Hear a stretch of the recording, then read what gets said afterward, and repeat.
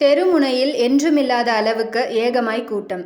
சாதாரணமாக சிவராமன் தான் உண்டு தன் வேலை உண்டு என்று மாலை வாக்கிங்கை முடித்தோமா வீட்டுக்குள் சென்று அடைந்தோமா என்ற டைப் தான்.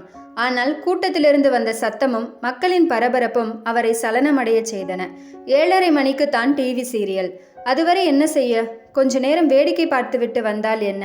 கூட்டம் அடர்த்தியாக இருந்தது. லேசில் உள்ளே நுழைய முடியவில்லை. கொஞ்சம் இங்கே அங்கே சுற்றி இண்டு இடுக்கை ஆராய்ந்து ஒரு வழியாக உள்ளே நுழைந்து விட்டார். எட்டி பார்த்ததில் ஒரு சோனி கிழவன் சைக்கிளில் சுற்றி கொண்டிருந்தான். மத்தியில் ஒரு அழுக்கு துணி விரிந்து கிடக்க அங்கும் இங்குமாக சில்லறைகள். ஒரு பெண் தண்ணீர் குடம் ஒன்றை வட்டத்துக்குள் வைத்தாள். 2 முறை சாதாரணமாக சுற்றி வந்த கிழவன் திடீரென குனிந்து தண்ணீர் குடத்தை எடுத்து தலை மீது வைத்து கொண்டான். கைகளை விட்டுவிட்டான். கூட்டத்தினர் கைத்தட்டி ஆர்ப்பரிக்க சில்லறைகள் விழுந்த வண்ணம் இருந்தன. சிவராமன் போய்விடலாமா என்று யோசித்தார். வித்தையில் என்ன வேடிக்கை? மக்கள் என்னவோ ஆர்ப்பரித்து மகிழ்ந்தாலும் அதை அவரால் ஏற்றுக்கொள்ள முடியவில்லை. கிழவனுக்கு 60 வயது இருக்கலாம். வித்தை காட்டுகிற வயசா இது? 73 வயதில் 2 முறை 2வது மாடி ஏறவே மூச்சு வாங்குகிறது. கிழவன் இந்த வயதில் தன்னை இப்படி வருத்தி கொண்டு வீதி வீதியாக போய் வித்தை காட்டி பிழைக்க வேண்டிய அளவுக்கு என்ன கஷ்டமோ? மனசு பொறுக்கவில்லை. வெளியே வந்து விட்டார். விடுவிடுவென நடையை போட்டார். ஏன் போய் பார்த்தோம் என்றாகிவிட்டது. அது சரி, கிழவன் அவன் பிழைப்புக்காக தன்னை வருத்தி கொள்கிறான். இதில் தான் வருத்தப்பட என்ன இருக்கிறது? கிழவனில் தன்னை பொருத்தி பார்த்ததில் வந்த விளைவோ? சிவராமன் ரிட்டையர் ஆகி 15 வருடங்கள் ஆகிவிட்டன.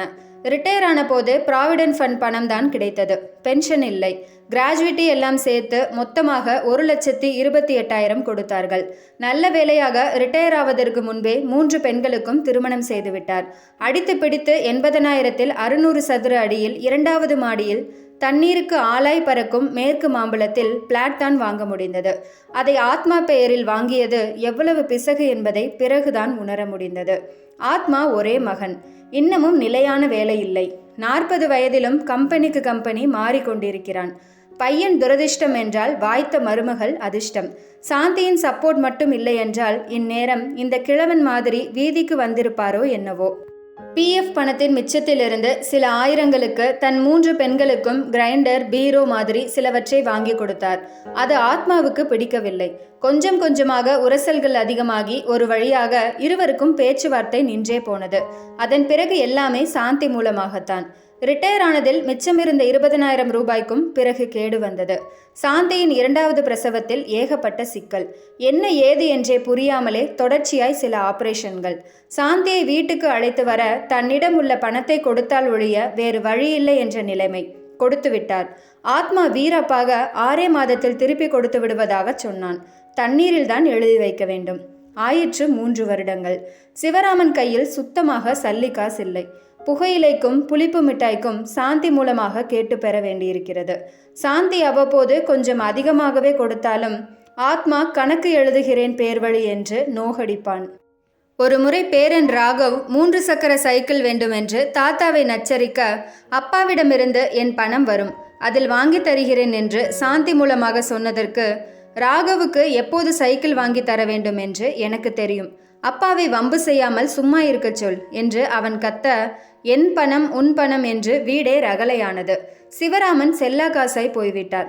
சரி, இங்கே இருந்தால்தான் மனஸ்தாபம் என்று சில நாட்களுக்கு தன் பெண்களை பார்க்க சென்றால், எனக்கு செலவு வைக்க வேண்டுமென்றே அப்பா அடிக்கடி அக்காக்களை பார்க்க போய்விடுகிறாரா என்று மூச்சை பிடித்து கொண்டு கத்துவான். இத்தனைக்கும் 3 டஜன் வாழைப்பழங்களும் சில பிஸ்கட்டுகளும் தான். ஆத்மா ஒன்றை புரிந்து கொள்ளவில்லை. தான் பணத்தை திருப்பி கேட்பது ஏதோ தொடர்ச்சியாக செலவு செய்வதற்கு என நினைத்து கொண்டிருக்கிறான். தன்னிடம் பணம் இருப்பது ஒரு பாதுகாப்புக்கும் ஒரு மரியாதைக்கும் தான் என்பதை எப்படி புரிய வைப்பது? சாந்தியும் எவ்வளவோ சொல்லி பார்த்தாயிற்று. அவளுக்கு தன்னால் தான் அப்பாவுக்கு அவஸ்தை என்ற வருத்தம் வேறு. அவனுக்கு ஆஃபீஸில் ஏகப்பட்ட டென்ஷனாம். தன்னைத்தான் சரியாக படிக்க வைக்கவில்லை.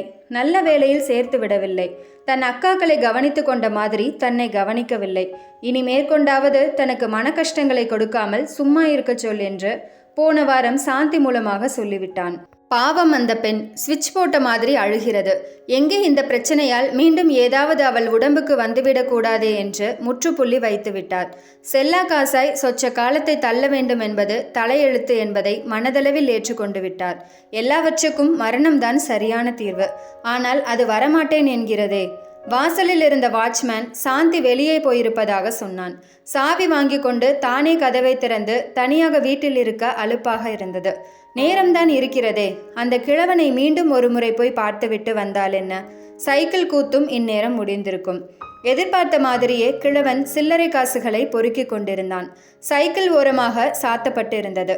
அதுவும் அவனை மாதிரியே நோஞ்சானாய் இருந்தது. அப்போதுதான் ஒரு விஷயம் ஞாபகத்துக்கு வந்தது.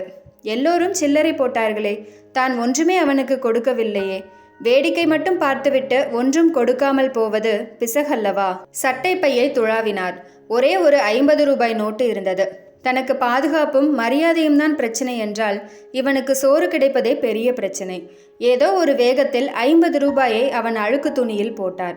குனிந்த சில்லறைகளை எண்ணிக்கொண்டிருந்தவன் 50 ரூபாய் தாளை பார்த்ததும் திடுக்கிட்டு நிமிர்ந்தான். அவன் பார்வையில் மிரட்சி இருந்தது. ஐயா, ரொம்ப நன்றிங்க. ஏன்பா, இந்த வயசுல சைக்கிள் மிதிச்சு வித்த காட்டுறியே, கஷ்டமா இல்லை? உடம்பு தாங்குமா?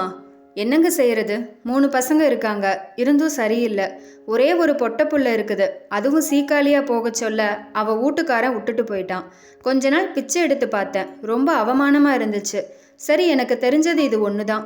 ஏதோ தெம்பு இருக்கங்காட்டி பொழப்பு ஓடுது. அப்பால அவன் பார்த்துப்பான். கிழவன் மேலே காட்டினான். சரிப்பா, உடம்பு வலுவுக்கேற்ற வேலை செஞ்சு பொழைச்சிக்கோ. வருமானம் கம்மியாக இருந்தால் கூட பரவாயில்லை. ஏடா கூடமாக நம்ம ஏதாவது செஞ்சுட்டு மற்றவங்களுக்கு பாரமாக போயிடக்கூடாது இல்லையா? அந்த ஆதங்கத்தில் சொல்கிறேன். உங்கள் நல்ல சொல்லுக்கு எனக்கு அது மாதிரி எதுவும் வராதுங்க. ரொம்ப நன்றிங்க. சிவராமனுக்கு ரொம்ப திருப்தியாக இருந்தது. மனசு ஒப்பி கொடுக்கும்போது தான் எவ்வளவு மகிழ்ச்சி. திரும்பி பாதி தூரம் வந்தவருக்கு சொரேல் என்றது. சாயந்தரம்தான் சாந்தி அந்த 50 ரூபாயை கொடுத்தாள். ராகவுக்கு நாளை ஸ்கூல் திறக்கிறது. பிரெட்டும் பட்டரும் வாங்கிவிட்டு மிச்ச பணத்தை கை செலவுக்கு வைத்து கொள்ள சொல்லியிருந்தாள். ஐயையோ, இப்போது என்ன செய்ய? சாந்தியிடம் போய் விஷயத்தை சொல்லி மேலும் 20 ரூபாய் கேட்பதா? கேட்டால் என்ன நினைப்பாள்? ஆத்மாவை எப்படி சமாளிப்பது? நானே ஒரு செல்லா காசு. இதில் கடைத்தேங்காயை எடுத்து வழிப்பிள்ளையாருக்கு உடைத்தாயிற்று. செய்வதறியாமல் தவித்தார். கிழவனிடம் மீண்டும் போய் 20 ரூபாயை மட்டும் கேட்டால் என்ன? ஆனால் அதை உடனே நிராகரித்தார். தானம் கொடுத்ததை திருப்பி கேட்பது கேவலம். வேண்டாம், சாந்தியிடமே. சாந்தி வேறு வீட்டில் இல்லையே. 2 தப்படி முன்னே போவதும் திரும்பி வருவதுமாக திண்டாடினார். கடைசியில் கிழவனிடம் வெட்கத்தை விட்டு கேட்டு விடுவதென்று தீர்மானித்து விட்டார். கிழவன் சைக்கிள் அருகில் நின்று கொண்டிருந்தான். தயங்கி தயங்கி அவன் அருகில் போய் தலையை சொரிந்தவாறே நின்றார். எப்படி கேட்பது? பேச்சு வரவில்லை. என்னங்கய்யா? அது வந்துப்பா, என்கிட்ட சில்லறை இல்லை. உன் கஷ்டத்தை பார்த்தபோது சில்லறை மாத்துறது பெருசாக படலை. அதான் 50 ரூபாயையும் அப்படியே போட்டுட்டேன்.